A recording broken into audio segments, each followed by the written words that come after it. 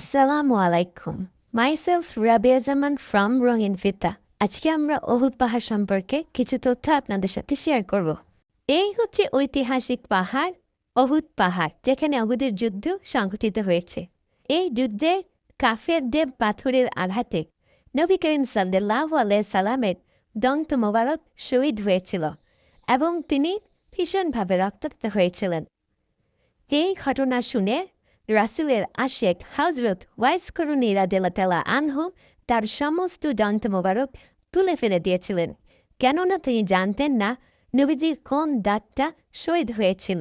মুসলমানরা এই যুদ্ধে বিজয় লাভ করার পর তাদের গনিমতের মালামাল সংগ্রহ করার জন্য উঠে পড়ে লাগল।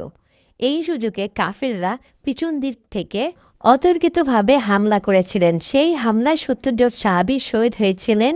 শহীদদের মধ্যে নবীজির চাচা হযরত হামজা রাদিয়াল্লাহু আনহু উনিও ছিলেন।